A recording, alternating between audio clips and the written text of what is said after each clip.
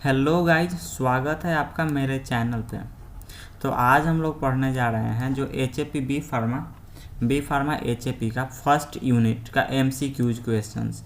यह लगभग 25 से 30 MCQs क्वेश्चंस हैं। इससे आगे आपका नहीं आ सकता। ये आपका यूनिट 1 का MCQs क्वेश्चंस है। अगर आपके एग्ज़ाम में आया भी तो इससे बाहर से आपका क्वेश्चंस नहीं आएगा। तो चलिए देखते हैं आखिर यह क्या क्वेश्चंस है। आप लोग को इतना तो पता ही है कि यूनिट 1 में क्या आता है। यूनिट 1 में लगभग आपका इंट्रोडक्शन आ जाएगा HAP का, मतलब स्कोप और सेल आ जाएगा, उसके बाद टिश्यू आ जाएगा, अदर कुछ नहीं आएगा। उसी से जितना आपका ऑब्जेक्टिव क्वेश्चंस बन सकता है, जितना आपके एग्ज़ाम में आ सकता है, वो सब इसमें सेलेक्टेड है। चलिए आप देखिए क्वेश्चन की तरफ। आपका 1 नंबर क्वेश्चन कह रहा है which one of the following traits is not a characteristic of life shared by all organism। मतलब कि इसमें से आपका लाइफ का कौन कैरेक्टरिस्टिक नहीं है। आप फर्स्ट देखिए, सर्कुलेशन ये है, डाइजेशन भी है, ग्रोथ तो होता ही है, फोटोसिंथेसिस जबकि आपका फोटोसिंथेसिस नहीं होगा, जबकि यह प्लांट में होता है। फोटोसिंथेसिस क्या करता है, आपका जो लाइट एनर्जी होता है उसको केमिकल एनर्जी में कन्वर्ट करता है। इसलिए इसका आंसर क्या हो जाएगा, ऑप्शन नंबर डी। 2 नंबर आपका क्वेश्चन कर रहा है which of the following is the most complex level of organization. तो इसके आपके ऑप्शन में ही दिख रहा है ऑर्गन सिस्टम, इसमें आपका सभी आ जाएगा। इसलिए 2 नंबर का क्या होगा, ऑप्शन नंबर ए होगा। अब देखिए 3 नंबर क्वेश्चन।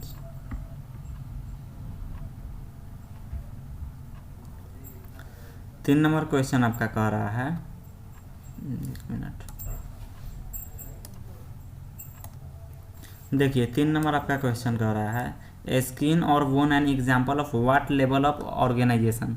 तो आपको स्किन नाम से ही आपको मालूम होना चाहिए कि ये आपका जो होता है वो सेंस ऑर्गन होता है, जिसमें आपका नोज और माउथ ये सब आ जाएगा। इसलिए ये आपका क्या हो जाएगा, ऑर्गन हो जाएगा। टिश्यू तो होता ही नहीं है और सेल होगा ही नहीं, माइक्रोमोलिक्यूल होगा नहीं, ऑर्गन हो जाएगा आपका। 4 नंबर आपका क्वेश्चन कर रहा है the of the body includes the head, neck and Trunks. मतलब आपका हेड, नेक और ट्रंक किस में आता है। तो अपेंडिकुलर में आपका आता नहीं है, क्योंकि इसमें अपर और लोअर लिम्ब आता है, जिसमें आपका हैंड और लेग आ जाएगा। एटलीस्ट एक्सियल में आएगा, जिसमें आपका हेड और आ जाता है। एक्सियल पोर्शन इसका सही आंसर हो जाएगा। अब देखिए 5 नंबर। 5 नंबर आपका क्वेश्चन कर रहा है the cavity is the portion enclosed by the pelvic bones. तो आपको नाम से ही मालूम चलता होगा कि पेल्विक बोन्स में आपका पेल्विक कैविटी ही प्रेजेंट होगा। 6 नंबर आपका क्वेश्चन कर रहा है the lungs are covered by a membrane called the. Lungs जिस कवर्ड से कवर्ड होता है उसका नाम क्या है, या फिर जिस मेम्ब्रेन से कवर्ड होता है उसका नाम क्या है।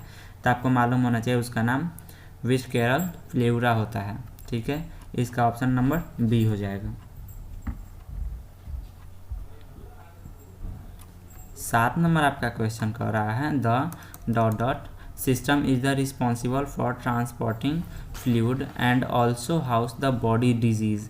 तो आपको मालूम होना चाहिए कि ये जो ट्रांसपोर्टिंग फ्लूइड्स ये अक्सर लिम्फ में होता है, जो कि आपका फ्लूइड होता है, और डिजीज से ये रक्षा भी करता है, मतलब प्रोटेक्ट करता है। तो ये आपका लिम्फ होता है, जो कि आपका लिम्फेटिक सिस्टम में प्रेजेंट होता है। इसलिए इसका ऑप्शन नंबर सी हो जाएगा। 8 नंबर आपका क्वेश्चन है anatomy is the term which means the study of. आप लोग पढ़े होंगे एनाटोमी एंड फिजियोलॉजी। तो जो एनाटोमी होता है वो स्ट्रक्चर्स को आपको डिफाइन करता है, जो फिजियोलॉजी होता है वो स्ट्रक्चर्स के फंक्शंस या फिर उसके स्टडी को डिफाइन करता है। तो आप लोग एनाटोमी, फिजियोलॉजी तो ये ऑप्शन ही गलत है, सेल फंक्शन तो होता नहीं, ह्यूमन फंक्शन होता नहीं। ऑप्शन नंबर बी होगा, मॉर्फोलॉजी। 1 मिनट, बैटरी लो हो गया।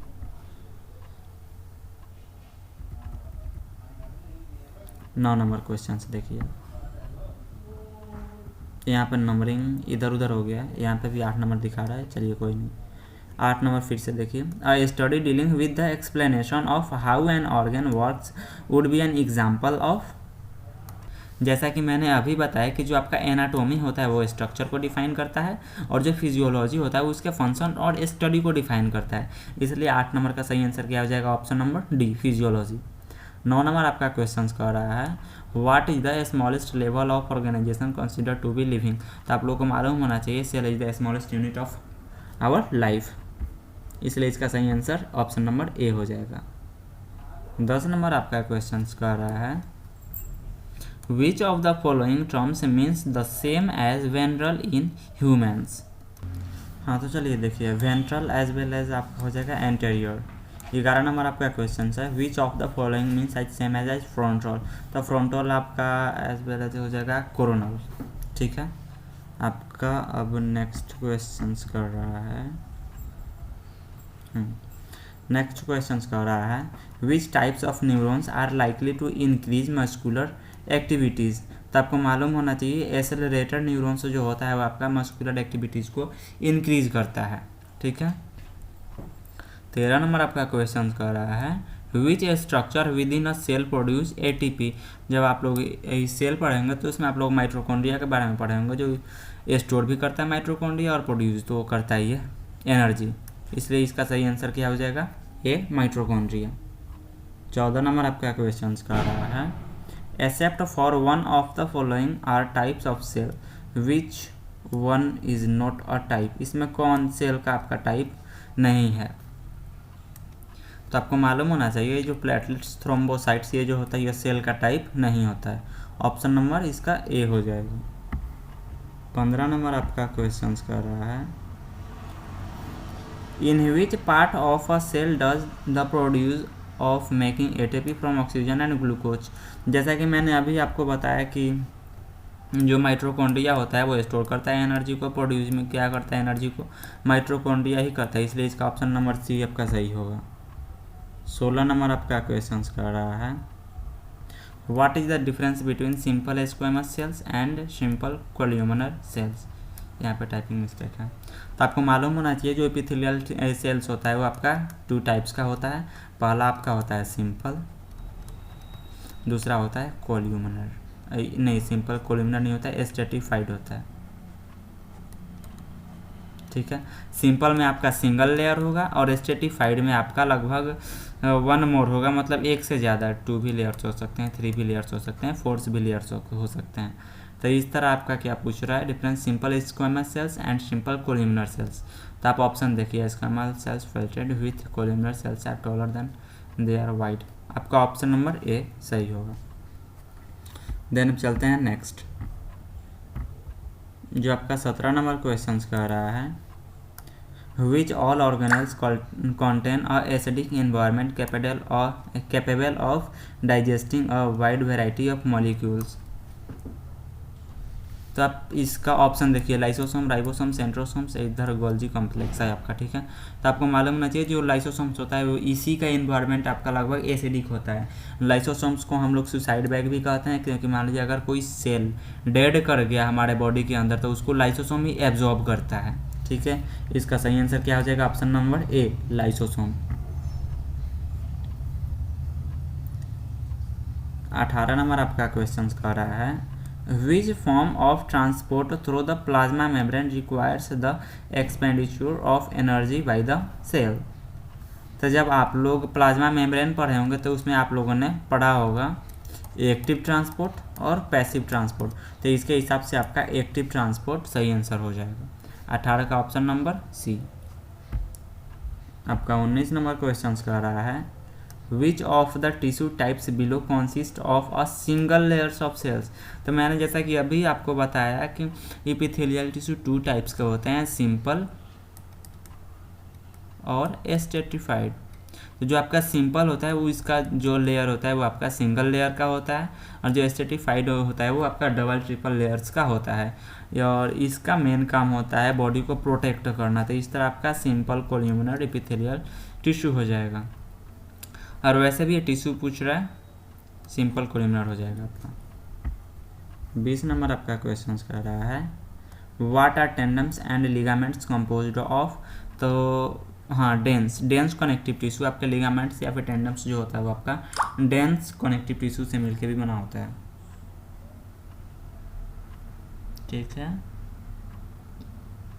आप देखिए अब आगे देखिए 21 नंबर आपका क्वेश्चन कर रहा है What is the composition of intracellular matrix in connective tissue? Option देखिए cell and fibres, serious and mucous membrane and lamina, proteins, हाँ आपका ऑप्शन नंबर सी हो जाएगा। Protein fibres and ground substance से मिलकर आपका जो होता है बना होता है इंट्रासेलुलर मैट्रिक्स। 22 नंबर आपका क्वेश्चन है, what is the composition of the intracellular matrix in connective tissue, मतलब किस चीज़ से मिलकर बना होता है आपका इंट्रासेलुलर मैट्रिक्स। तो जैसा कि अभी मैंने बताया, लगता है क्वेश्चन आपका रिपीट हो गया है, ऑप्शन नंबर सी होगा, protein fibres and ground substance, ठीक है। 23 नंबर क्वेश्चन का रहा है, what are lysosomes, centrosomes and ribosomes example of, तो आप लोगों को मालूम होना चाहिए ये सभी सेल के अंदर आते हैं, ठीक है।